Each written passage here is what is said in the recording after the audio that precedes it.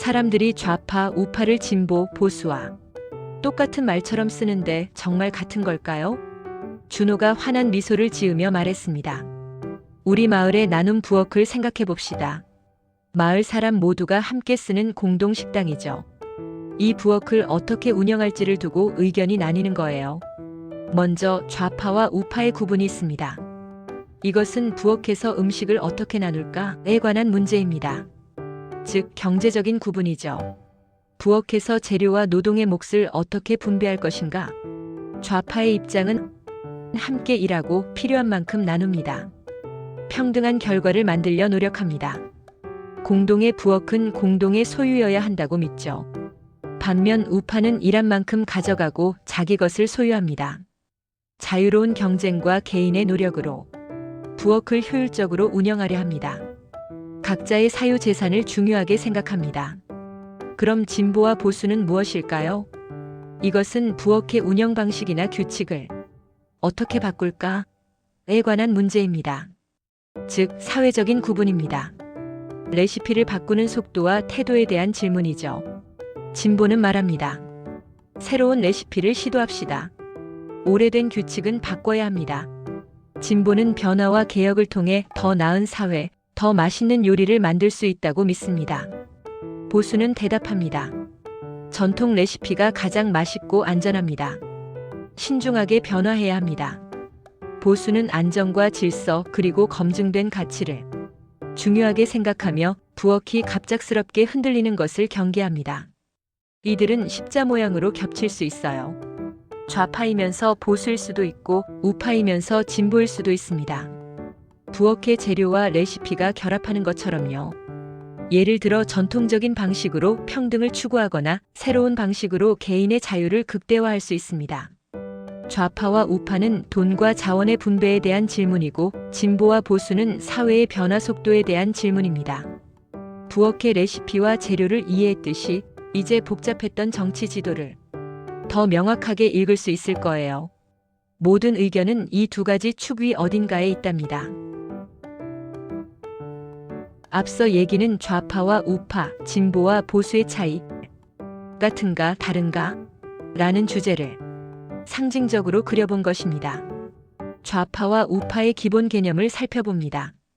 좌파의 핵심은 평등, 분배, 사회적 약자 보호, 복지 확대, 정부 개입 확대입니다. 경제적 불평등을 줄이기 위해 정부가 적극적으로 시장에 개입해야 한다고 봅니다. 우파는 시장, 자유, 경쟁, 효율, 작은 정부, 개인 책임을 강조합니다. 정부가 너무 많이 개입하면 비효율이 발생한다고 비판합니다. 이들 간 핵심적 차이는 경제를 누가 움직일 것인가? 정부인가 시장인가? 입니다. 진보는 사회가 더 나은 방향으로 변화해야 한다고 봅니다. 새로운 제도, 문화, 가치를 수용하는 데 열려 있고 변화를 두려워하지 않습니다. 보수는 전통, 안정, 질서를 중시합니다. 변화가 필요하더라도 너무 급격하게 이루어지면 사회가 흔들릴 수 있다고 봅니다. 진보와 보수의 차이는 결국 변화의 속도와 방향이에요. 많은 사람들이 좌파는 진보, 우파는 보수 라고 생각하지만 실제로는 두 축이 독립적입니다. 그래서 네 가지 조합이 모두 가능합니다. 첫째, 진보적 좌파.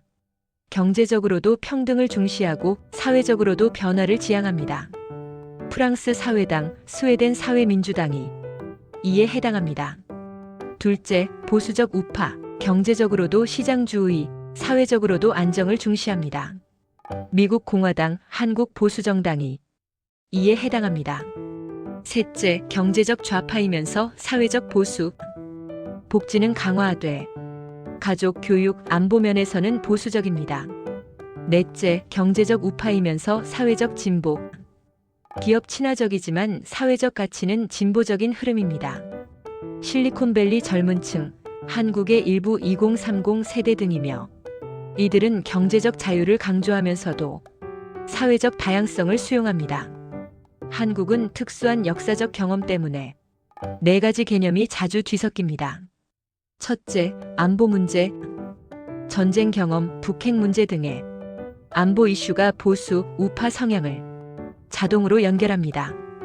둘째, 산업화와 민주화가 동시에 진행.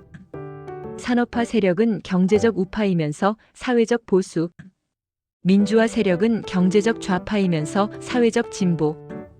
그러다 보니 개념이 하나로 묶여버립니다. 셋째, 세대별 경험 차이. 60에서 70대는 산업화와 안보를 중시하다 보니 우파와 보수 결합이 자연스럽습니다. 20에서 30대는 글로벌 문화와 접촉이 잦아 우파와 진보 조합이 등장합니다. 이런 배경 때문에 네 가지 개념의 선이 헷갈리는 것입니다.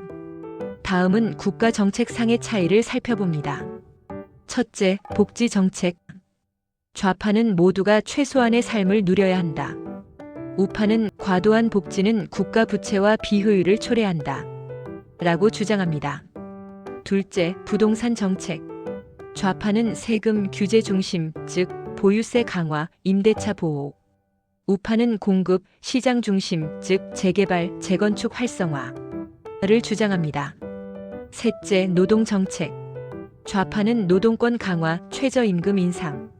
우파는 유연한 노동시장, 기업 경쟁력 우선을 주장합니다.